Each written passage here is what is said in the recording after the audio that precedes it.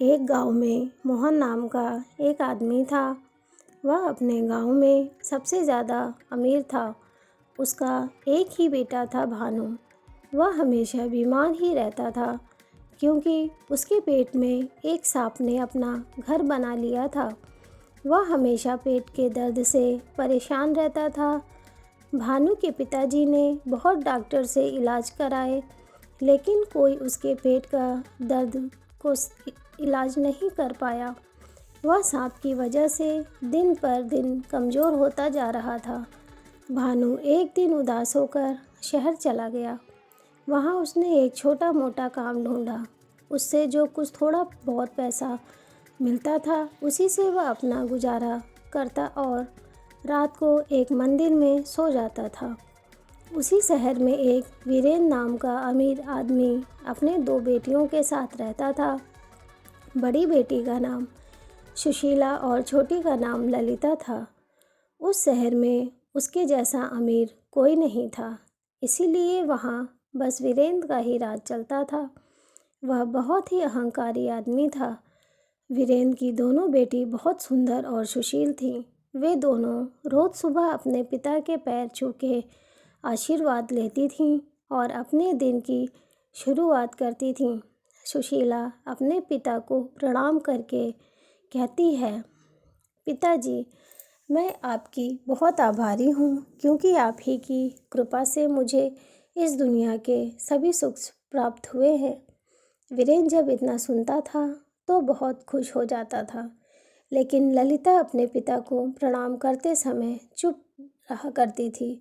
एक दिन वीरेन ने ललिता से पूछा, बेटी, तू प्रणाम करते समय चुप क्यों रहती है? ललिता ने विनम्र भाव से कहा, पिताजी, मैं उस ईश्वर को मन ही मन में धन्यवाद देती हूँ जिसकी कृपा से आप मेरे पिताजी हैं और मैं आपकी बेटी। इतना सुनते ही वीरेन गुस्सा हो गया और बोला, मैं कोई ईश्वर को नहीं मानता। ये सब ढोंग है। इतना सारा जो धन दौलत है और ईश्वर की कृपा से नहीं, मैंने अपनी मेहनत से बनाया है। ललिता ने कहा, पिताजी, ईश्वर की कृपा नहीं होती तो आज आप पूरी ज़िंदगी मेहनत करके जितना भी धन जमा किए हैं सब बेकार हो जाता। वीरेन बोला, अच्छी बात है, जब तुमको अपने ईश्वर पर इतना भरोसा है तो आज देख ही लेते हैं कि तुम्हारा ईश्वर तुम्हारे लिए क्या कर सकता है। उसने अपने नौकरों से बोला, इस लड़की का विवाह किसी भिखमंगे से करा दो ताकि इसकी औकात समझ में आ जाए। वीरेन के नौकर ने ललिता के लिए किसी भिखमंगे की खोज शुरू कर दी। एक दिन नौकरों ने भिखमंगे को खोजते खोजते एक जंगल में पहुँचे।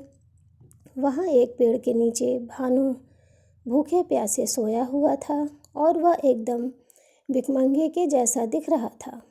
वीरेन के नौकरों ने उसको पकड़ लिया और उसके पास ले आए। वीरेन ने अपने छोटी बेटी ललिता का विवाह उसी से कर दिया। यह देखकर सुशीला ने उसका मजाक उड़ाते हुए बोला, व्यर्थ ही बातें करके तुमने पिताजी का गुस्सा दिला दिया था। अभी भी बहुत समय है तो उनसे क्षमा मांग ले। क्या तुझे इतना भी पता नहीं कि किसी बड़े या अपने किसी गुरु समान पिताजी की भावनाओं को चोट पहुंचाना सही नहीं है?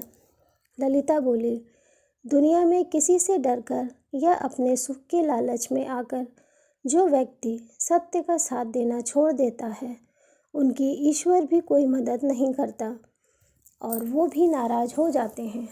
और पिताजी के लिए मेरे मन में आदर का यह अर्थ नहीं है कि मैं उनके अहंकार में भी उनका साथ दूं।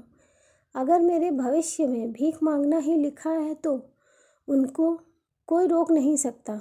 वीरेन ने ललिता और भानु की कुछ पैसे देकर अपने घर से निकाल दिया और बोला, तुम अपना मुंह मुझे कभी मत दिखाना। ललिता ने खुशी खुशी अपने पति के साथ घर से निकल गई। जंगल की ओर चल पड़ी। चलते चलते दोनों थक गए और दोनों को प्यास भी लग गई थी। कुछ दूर गए तो रास्ते में उन्हें एक तालाब दिखा और वहीं पर रुक गए। दोनों वहाँ पर पानी पिए और आराम करने लगे। आराम करते करते दोनों वहीं पर सो गए। जब ललिता नींद से उठी तो उसने देखा कि उसका पति एकदम गहरी नींद में सोया हुआ था और उसके मुंह से एक सांप अपना फन बाहर निकालकर एक बिल की तरफ देख रहा था और उस बिल से दूसरा सांप अपना फन बाहर निकाल पहले वाले सांप को देख रहा था। दोनों सांपों ने एक दूसरे से बहस करना चालू कर दिया और एक दूसरे का रहस्य बताने लगे। बिल वाले सांप ने कहा, अरे दुष्ट, तू इतने सुंदर और नादान बालक का जीवन क्यों नष्ट कर रहा है? तू ये नहीं जानता ये कितने अमीर घर का लड़का है। तू इसको इतना कष्ट दे दिया है कि ये लड़का मजबूरी में अपना घर छोड़ दिया है। अब तो बंद कर दे अपनी दुष्टता। तभी भानु के मुंह वाले सांप बोला, तूने भी तो अपने बिल के अंदर एक विशाल खजाने को बर्बाद कर रहा है। तुझे तो मैंने कुछ नहीं कहा। तभी बिल वाला सांप बोला, तुझे तो किसी राजा के पूर्वजों द्वारा दिया गया वचन को निभाना है, इसीलिए मैं इस खजाने का रक्षा कर रहा हूँ। तो मुंह वाला सांप बोला, अरे तू क्या रक्षा करेगा? कोई आदमी तेरे बिल में बस 2 बाल्टी गर्म पानी डाल दे तो तू मर जाएगा और खजाना भी उसका हो जाएगा। कोई इस रहस्य को नहीं जानता, इसीलिए तू अब तक जिंदा है। फिर बिल वाला सांप बोला, तू भी तो इसी कारण जिंदा है कि मूर्ख की तरह तेरा रहस्य कोई नहीं जानता। लेकिन जिस दिन किसी को यह पता चल गया कि पुरानी चावल और सरसों का काढ़ा बनाकर इस लड़के को गर्म गर्म पानी से पिलाने से तू मर जाएगा, उसी दिन तेरी दुष्टता भी खत्म हो जाएगी। ललिता यह जानकर अचंभित हो गई कि उसका पति किसी अमीर घर का लड़का है। वह जल्दी से बिल के बगल के गांव में गई और गांव वालों से मदद मांगी। पुराने चावल और सरसों का काढ़ा और 1 बाल्टी गर्म पानी लाई। फिर उसने उस काढ़े को अपने पति भानु को पिला दिया और उसके बाद बाल्टी का गर्म पानी उस बिल में डाल दी। दोनों सांप तड़पते हुए बाहर निकल गए और मर गए और भानु एकदम से ठीक हो गया। वह ललिता को दिल से धन्यवाद दिया और बोला, तुम नहीं होती तो पता नहीं मेरा क्या होता।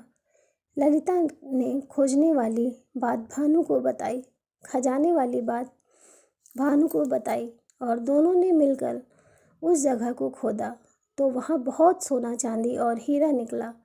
वे दोनों खुश हो गए और भानु ने वहाँ का पूरा खजाना और अपनी पत्नी ललिता को लेकर अपने गांव खुशी खुशी चला गया। इस कहानी से हमें ये शिक्षा मिलती है कि हर इंसान को अपनी गुप्त बातें किसी को बतानी नहीं चाहिए।